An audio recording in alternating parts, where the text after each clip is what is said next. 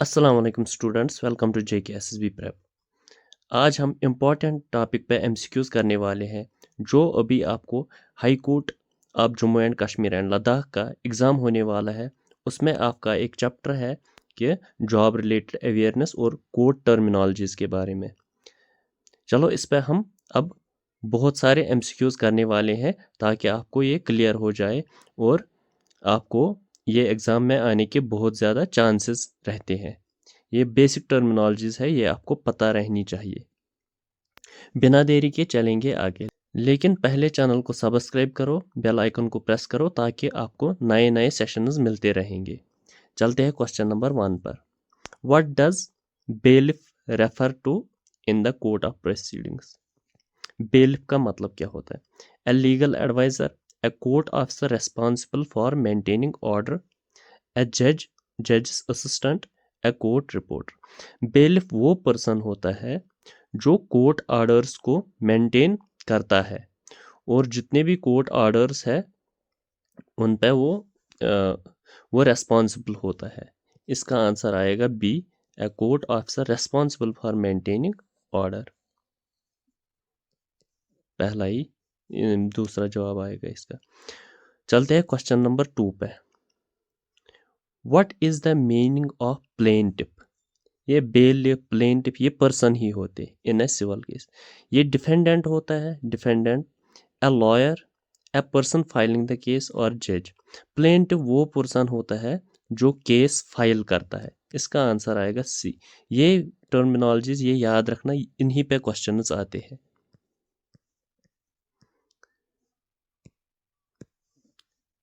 What is expert party communication in a legal setting? Expert का क्या होता है? Communication between the defendant and a plaintiff. Communication between the lawyer and the judge without other party present. Communication after the trial has concluded, none of the above. देखो x पार्टाई क्या होती है? ये होती है कि अगर किसी को इंस्टेंट रिलीफ चाहिए, मिसाल के तौर पर अभी सपोज एग्ज़ाम होने वाला है और कुछ बच्चों को उसमें दिक्कत होती है, वो क्या करेंगे? वो जल्दी वहाँ लॉयर साहब के पास जाएंगे, केस करेंगे और अगर उसमें पार्टी इन्वॉल्व ना भी हो, सपोज JKS भी अभी इन्वॉल्व ना हो, लॉयर क्या करेगा? वो जज के साथ बात करेगा, पहले स्टे लाएगा ताकि जिन बच्चों को दिक्कत है वो उनको थोड़ा रिलीफ मिले। अब आपको ये समझ में आया होगा ये कैसा काम करता है। A communication between the lawyer and the जज without the other party present. देखो यही बिल्कुल इसका, ये टर्म भी याद रखना, ये एग्जाम में आ सकता है। चलो आगे। रिट।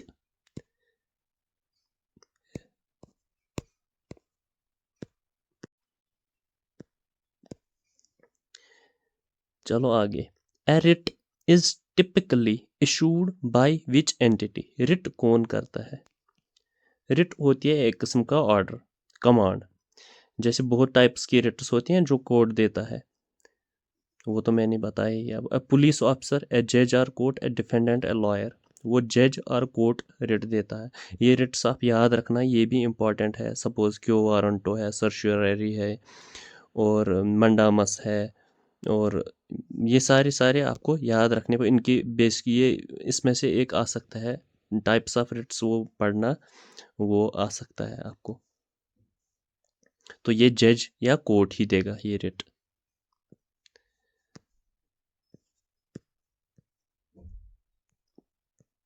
चलते हैं next question. What does subpoena means in legal terms? Subpoena का मतलब क्या है? A document that dismisses a case, a document that orders a person to testify और proceed, produce evidence, a request for bail, a notes for. ये भी एक important term है। ये क्या होता है? ये किसी पर्सन को ऑर्डर किया जाता है तू कोर्ट में हाजिरी दे दो, बस। और यहाँ आप टेस्टिफाई करो आपको क्या है क्या नहीं है, वो तो आपको समझ में आया हुई होगा। ये है a document that orders person to testify और प्रोड्यूस एविडेंस। चलिए आगे। What does amicus curiae means, क्या मतलब है इसका, ये भी एक इम्पॉर्टेंट टर्म है। A neutral third party that advises the court, a type of legal defence, a plaintiff's lawyer and the accused in a criminal case. देखो ये मैं आपको समझा रहा हूँ, ये टर्म क्या है। ये होती है जो कोर्ट, जो लीगली कोर्ट के साथ रिलेटेड नहीं है, लेकिन ये दूसरी पार्टी है जो कोर्ट को मदद करती है केसेस सॉल्व करने में। विटनेसेस, बाकी चीज़ें ये थोड़ी बहुत मदद करते हैं ताकि कोर्ट को इजी हो जाए। अगर इसको दिक्कत हो जाए किसी केस में, ये मदद करती है। ये थर्ड पार्टी होती है, इसको कोर्ट के साथ कोई लेना देना नहीं होता है। इसका मतलब क्या है ये, a neutral party. Amicus means a neutral party that advises the court. चलिए आगे। What is a deposition in legal terms. Deposition क्या होता है लीगल टर्म्स में। A summary of the court's ruling, a witness is sworn out of the court's testimony, a closing argument by the lawyer, a petition for an appeal. क्या होती है deposition? वो होती है कि जो विटनेस होता है, विटनेस वो आउट ऑफ कोर्ट, कोर्ट के बाहर जो विटनेस टेस्टिमोनी देता है, जो बता रहा है जो कुछ हुआ वो बता रहा है, लेकिन कोर्ट के बाहर, उसको बोलते हैं डेपोजिशन, कोर्ट के अंदर नहीं। तो a witness sworn out of the court testimony, ये इसका आंसर आएगा। अब आ गए एक motion. A motion in legal terms, motion means ये सुपीड नहीं होती है, जो सुपीड, मोशन मीन्स कि a formal request for the court to take an action, the conclusion of a trial, the presentation of the evidence, a verdict। क्या होता है? ये होता है a formal request for the court to take an action। Court को हम request करते हैं, ये मोशन वहाँ भी करते हैं ना हम पार्लियामेंट में। तो ये क्या होती है, ये रिक्वेस्ट होती है। Motion means request, in legal terms motion means request, चाहे वो कोर्ट में हो या किसी पार्लियामेंट में। Request for the court to take an action, action लेना है किसी चीज़ पे, वो क्या है क्या नहीं है, लेकिन एक्शन लेना रिक्वेस्ट करते हैं, यही मोशन होता है। चलेंगे आगे। विच of the following is not a form of court communication. Court communication में क्या नहीं होता है इसमें?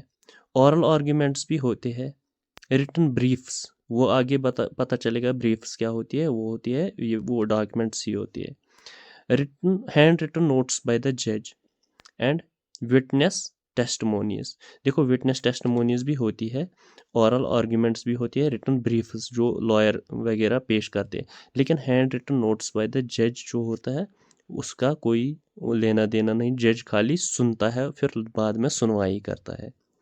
और ये तीन आएंगे, और hand written notes by the जज ये नहीं आएगा इसमें।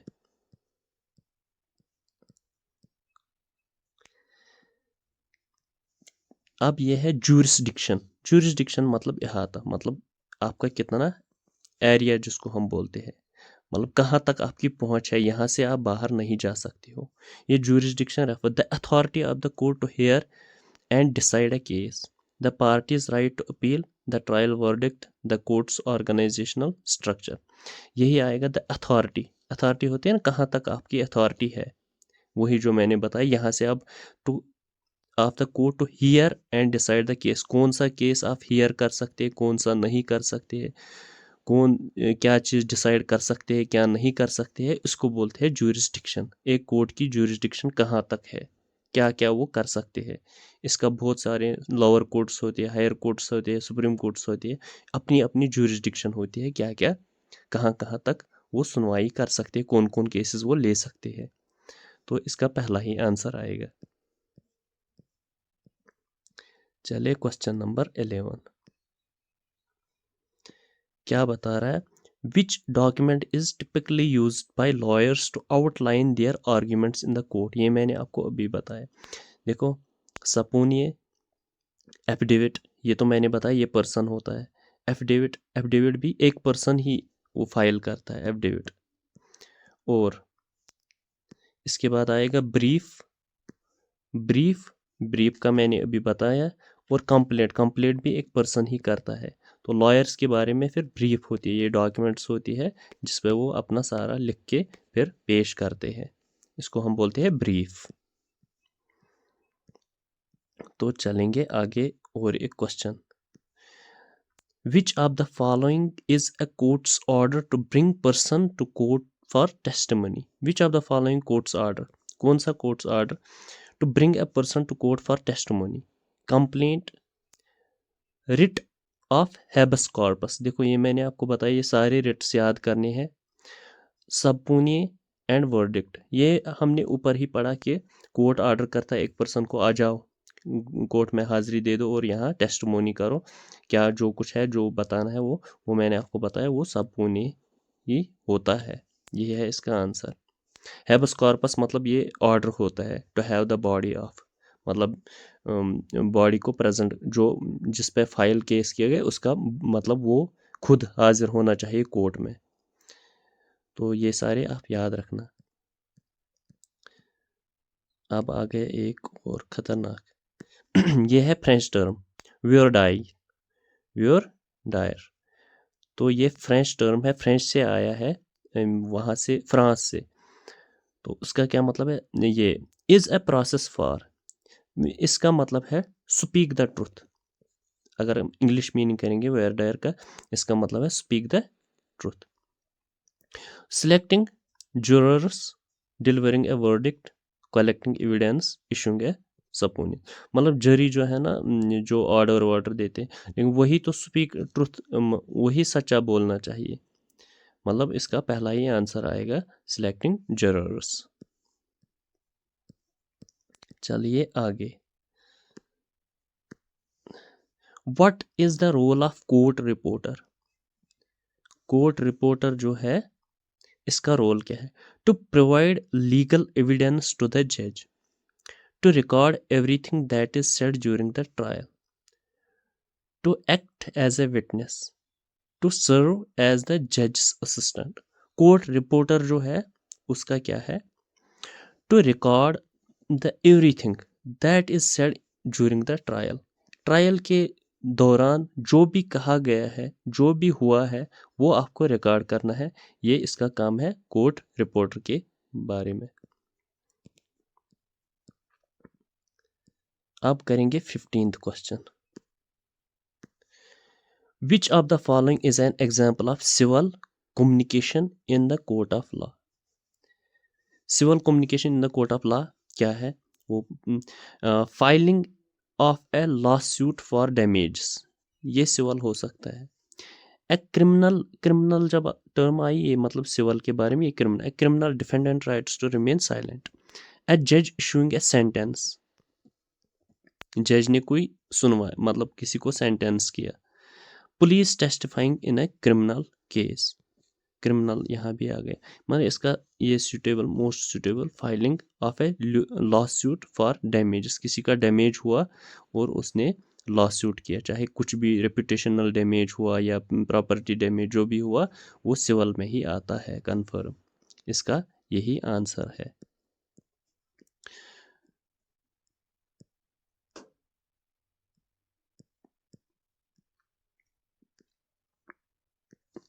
ए court, in a court a brief is a, briefing क्या होती है, ब्रीफ क्या है, a brief introduction to the case, a short statement made by the judge, a written legal document that presents arguments and evidence, a verbal statement by witness।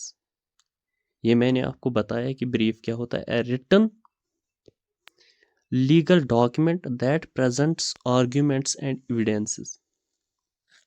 ये मैंने आपको बताया brief क्या होता है, ये लॉयर्स प्रेजेंट करते हैं।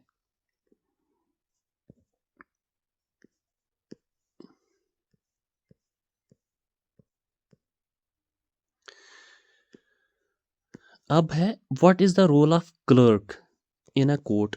क्लर्क का क्या काम है कोर्ट में, प्रिजाइड ओवर द केसेस, ये तो नहीं है, प्रिजाइड कहाँ करेगा, manage court records and schedule hearings, act as lawyer, provide testimony.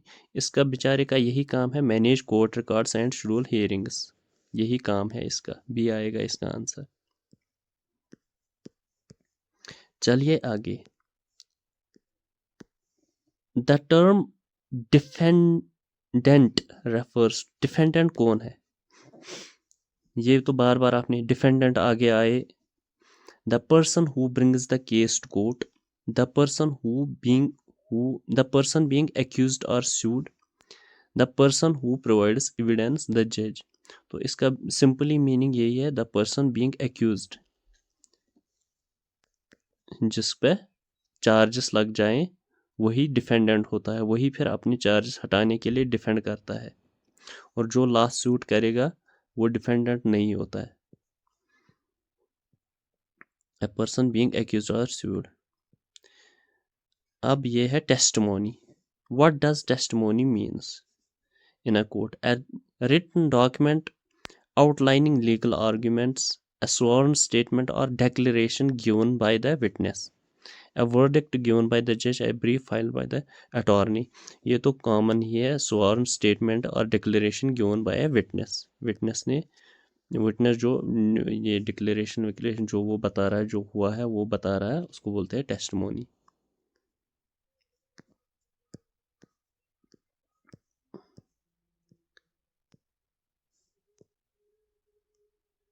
A trial is defined as the process of filing a complaint। इसको ट्रायल तो नहीं बोलेंगे। A judge's ruling, इसको भी ट्रायल नहीं। A formal hearing where legal arguments are presented and evidence is examined। A police investigation, यही तो आएगा, ट्रायल यही होता है। Formal hearing where legal arguments and are presented and evidence is examined। तो यही आएगा इसका आंसर। तो आज करेंगे हम इतनी ही क्वेश्चंस। तो नेक्स्ट लेक्चर में हम 20 के बाद करेंगे। ये ऐसे ही सेशन मज़ेदार रहेगा। होप से ये सेशन आपको अच्छा लगा होगा, लेकिन आप लेक्चर देखते हो, चैनल को सब्सक्राइब नहीं करते हो। पहले चैनल को सब्सक्राइब करो और सेशन को लाइक करो, ताकि मैं मज़ीद ये कंटिन्यू रखूँगा ये सेशंस, और आपको भी मदद मिल जाएगी एग्ज़ाम में, और आपके बहुत सारे क्वेश्चंस इसमें आ सकते हैं। आज के लिए इतना ही। Thank you.